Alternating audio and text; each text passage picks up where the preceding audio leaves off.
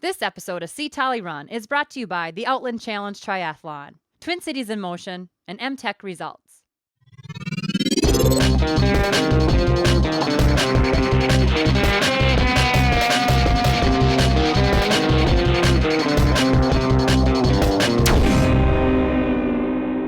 Hi, I'm Olympian Carrie Tollefson, and today we're going to share with you part 3 of our marathon training guide. So let's get after it.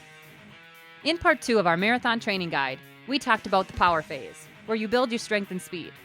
Now, in weeks 9 through 12, we'll head through the peak phase. Peak, we're referring to a couple different things. Mainly, we are building our mileage up to our peak miles for our training. So during the peak phase of those few weeks, we've got 2 or 3 weeks in that time frame that our mileage is way up there, as high as it's going to get throughout the whole training period. Within that time frame, we're going to be doing runs in length of anywhere from 20 to 24 miles for our long runs. We're also going to be introducing more specificity type training, i.e. the marathon goal pace. So taking your pace that you want to run for your 26.2 mile race and doing runs of anywhere from 5 to 8 miles at that pace and really get a feel for what it feels like. We also do track workouts or hill workouts depending upon the type of course that we're training for. If it's a flat course, we might do more track workouts. And if it's a hilly course, we might do more hill repeats and things like that to kind of build that type of conditioning for the event. Hills, it's kind of hard to determine pace. So are you asking people to kind of get after it and get up those hills pretty hard? Well, it depends. We do a couple of different types of hill workouts. If it's a really intense course, we will do VO2 hill workouts where we will be progressively going up that hill faster and harder so that when you get to the top, you are at your VO2 and you are pushing through the top of that hill really hard to the point where you feel like you got to bend over and you maybe feel a little bit nauseous. You want to hurl. Okay, I didn't want to say that. Love that feeling. But in any case, but then there's other hill workouts where we're really just working on hill technique. So if it's a really hilly course, we don't necessarily want to push somebody to the max every hill. We want to teach them how to run the hills properly. So we focus more on form and effort based. So we will run a lot of marathon goal pace effort up the hills as well when, like training for a race like Boston or Big Sur, if you're doing that one, or something that's a real hilly course. That's what we would do, is more of that type of stuff.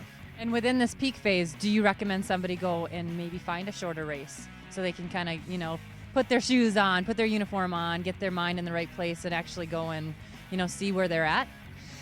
We do. We usually, within our marathon training program at Lifetime, we typically target a half marathon or a 10-mile race somewhere near the end of the power phase and into the beginning of the peak phase, just as sort of a test race.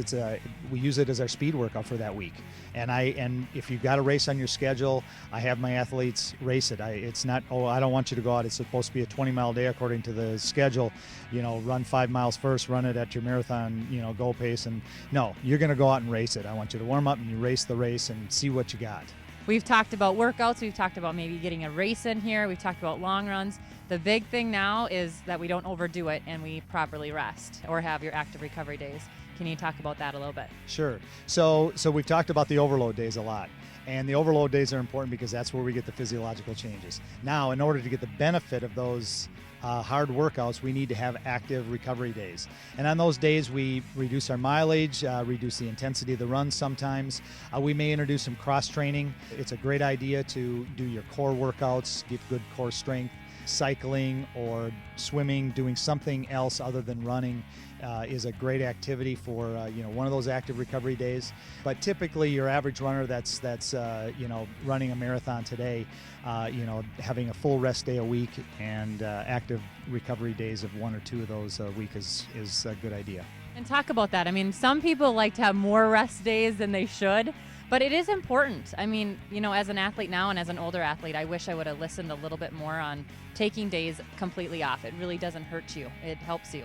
So talk about that as a coach, like what you see with your athletes if they don't rest properly. Yeah, I think the biggest mistake I see runners do is that, because of their life schedule and such, they miss a quality workout. So then they do it the next day when it was supposed to be a rest day, and then there's another quality workout the next day after that. And I think that's a recipe for injury. So my biggest advice to any runner is if you miss that peak day, don't try and make it up the next day or add it to your active recovery day, because a lot of people think, well, I got to get my miles in for the week and I missed my 10-mile run. I got to run 10 tomorrow plus the 5 I had on my schedule, so I got to run 15. And then 3 days later they're going, oh, my knee is sore, or something like that's going on. And so the biggest thing is just take a step back and say, one day off is not going to matter. Stay tuned to see Tolle Run for the 4th and final part of our marathon training guide. And for more training advice, visit lifetimerunclub.com. Thanks for joining me for part 3 of our marathon training guide. Get after it. Hi, I'm Olympian Carrie Tollefson, and today we're going to share with you part 3 of our marathon training guide. So let's get after it. John Schueller.